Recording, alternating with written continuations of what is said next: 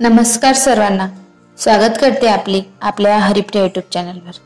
आजचा आपला टॉपिक आहे भगवान श्रीकृष्ण आणि नागदेवतेची काय गोष्ट आहे नागपंचमीच्या दिवशीची ती आपण बघूया। नागपंचमी हा श्रावण महिन्यातील सण आहे। या दिवशी घरोघरी नागाची पूजा केली जाते। नागदेवतेला प्रसन्न करण्यासाठी त्यांची पूजा या दिवशी केली जाते। कालिया नागाचा पराभव करून यमुना नदीच्या पात्रातून भगवान श्रीकृष्ण सुरक्षित वर आले। तो दिवस श्रावण शुद्ध पंचमीचा होता। त्या दिवसापासून नागपूजा प्रचलित झालेली आहे। नागपूजेचा प्रचारात आलेली आहे असे मानले जाते। त्यामागील कथा आपण या व्हिडिओमध्ये जाणून घेऊया। तर त्या अगोदर व्हिडिओवर कोणी नवीन असाल तर सबस्क्राइब करायला विसरू नका आणि व्हिडिओ शेवटपर्यंत नक्की बघा आणि व्हिडिओ आवडल्यास लाईक, शेअर, सबस्क्राइब करा। नागपंचमी बद्दल एक प्रसंग भगवान श्रीकृष्णाशी निगडित आहे। याबाबतची कालियामर्दनाची आख्यायिका प्रसिद्ध आहे। या आख्यायिकेत बाळकृष्णाला मारण्यासाठी कंस राजा कालिया नामक नागाला पाठवतो। पहिले हा नाग गावात दहशत निर्माण करतो, लोकांना फार घाबरवतो, लोकांना भयभीत करतो।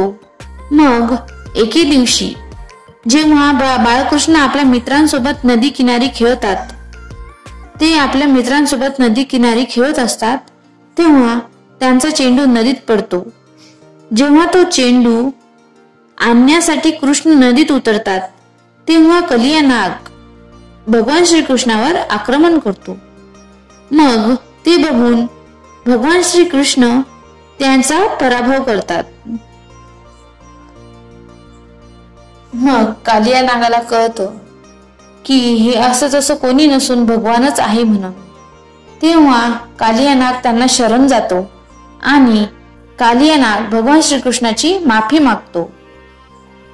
असे करून तो देवतेला म्हणतो, देवा मला क्षमा करा, अशी माफी मागून तो तिथून निघून जातो। कालिया नागावरील या श्रीकृष्णाच्या विजयाला नागपंचमी स्वरूपात साजरं केलं जातं अशी मान्यता आहे। नागपंचमीला भावाचा दिवस किंवा भैया पंचमी असंही संबोधलं जातं। बहिणी आपल्या भावाच्या रक्षणासाठी खास उपवास ठेवतात। फक्त भाजके पदार्थ खाऊनच हा उपवास त्या ठेवतात। तर ज्या मुलींना भाऊ नसतो त्या मुली नागाला भाऊ मानून उपवास पकडतात आणि नागाची पूजा करतात। महाराष्ट्रात आजही मुली सुना झाडांना झोके बांधून या दिवशी झोके खेळून गाणी म्हणतात, नागाची पूजा करतात। नागाची पूजा करण्यासाठी त्या अगोदर आपल्या हाताला मेहंदी लावतात, नटून थटून त्या नागाची पूजा करण्यासाठी जातात। तसंच या दिवशी सुनांना माहेरी पाठवण्याची पण परंपरा आहे बरं। तर मंडळी, असा होता आजचा आपला नागपंचमीचा व्हिडिओ।